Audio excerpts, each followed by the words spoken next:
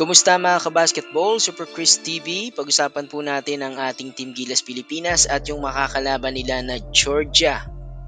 Ayan mga kabasketball, makakalaban po natin itong Georgia and we can expect a rumble match dahil agawan nga po ito sa ticket para dito sa Olympics. Ito yung latest news mga kabasketball. Sabi nga ni Coach Tim Cone, medyo special itong Gilas para dito sa kupunan ng Georgia. Dahil kumuha pa sila ngayon ng bagong head coach. Ito pong si Alexander Zekic, isang Serbian coach. At dati pong assistant coach nitong Minnesota Timberwolves ni Dwayne Casey. Yan, nung si Casey pa po yung coach ng Timberwolves. As early as now, nagpa-practice na po itong kupunan ng Georgia, mga kabasketball, in preparation para nga po dito sa Olympic qualifying tournament. Ito naman pong ating Team Gilas, yan nga po sa Laguna, sa Inspire Sports Academy. Nabanggit na ni Coach Tim Cone, ayon sa kanya, malaki talaga itong lineup nitong Georgian team and they will come in full force come in Olympic qualifying tournament. So ibabandera nila dyan yung kanilang mga NBA players at yung kanilang mga veteranong players. Kasi itong Georgia ay target din nilang makabalik dito sa Olympics since 1995 mga kabasketball. On the other hand mga kabasketball, sabi naman ni Coach Tim, medyo malaki yung kaibahan ng Team Gilas ngayon pagdating sa sistema at composition ng mga players kumpara nung FIBA World Cup. Like nga itong si Kai Sotto na limited lang yung playing time nung FIBA World Cup, no? Natatandaan nyo. Pero nung first window si Kai Sotto yung isa sa mga foundation nitong Gilas kung hindi man main man. At nakita natin dyan naging dominant itong si Kai Sotto. Ayan.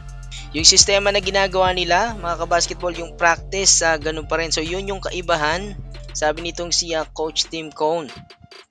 Ayon pa kay Coach Tim, iniisip niya nga daw na pagsabihin itong mga big man natin, it's either itong si Kai Sotto, tsaka si Junmar, or itong si AJ Idu, si Kai or si Junmar para i-match up dito sa Georgian rosters.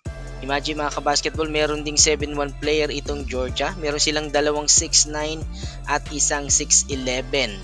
Pangungunahan niyan itong si Goga Bitadze ng Orlando Magic. Ayan. At meron pa silang dalawang NBA player dyan mga kabasketball at karamihan ay naglalaro sa European League. Kasi ultimate goal natin dito mga kabasketball ay makapasok talaga dito sa Paris Olympics. Ayan, isa sa pinapangarap nitong si Coach Tim Cone para nga dito sa national team.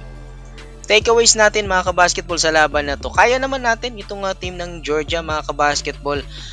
May height lang talaga to kaysa sa atin. So first kailangan talaga natin maging consistent dito sa ating depensa and then dito sa ating shooting. So kailangan talaga natin ng big man at yung legitimate na shooter.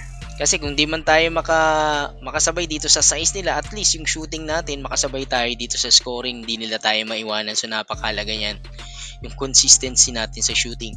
Kita naman natin yan mga kabasketball nung last FIBA World Cup, hindi naman tayo masyadong natambakan ng mga team, although aminado tayo na malalakas talaga yung mga European team. Naipakita natin na kaya nating sumabay sa kanila mga kabasketball, di ba?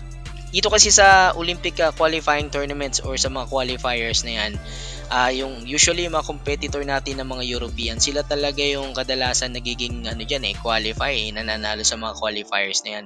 Pero malalaman natin yan mga kabasketball, this coming July, ayan, aabangan natin yan. Confident ako mga kabasketball, with the right preparation, yung practice natin, yung consistency, kaya natin, we can win this game mga kabasketball. Kasi palapit na ng palapit mga kabasketball, next month na yan, July. And then meron pa tayong tune-up game muna. Yun yung magme-measure dito sa kakayahan nitong ating Team Gilas na makakarap muna natin sa friendly games itong Turkey at ito pong kupunan ng Poland. And kung ano man yung mangyari mga kabasketball, hindi naman dyan natatapos yung journey ng ating Gilas. No, next year, meron pa tayong FIBA Asia Cup. So tuloy-tuloy lang. At suporta lang tayo sa ating Team Gilas Pilipinas, mga kabasketball. Ayan. Wish lang talaga natin maging healthy mga players natin, no, mga kabasketball. Yung rosters natin nung FIBA World Cup, itong sina AJ Edu, Kai Sotto. Ngayon may mga bago tayo. Nandiyan na sina Kiambao, itong sina Carl Tamayo, and then si Justin Brownlee, si Jordan Clarkson. Future, maglalaro pa rin sa atin. Kaya natin yan, mga kabasketball. So after SEA Games at after nating maging champion dito sa Asian Games, target naman natin itong qualifiers dito sa Paris. And then next year, itong FIBA Asia Cup. Di ba? Hanggang dyan kabasketball, salamat sa laging pagsubaybay.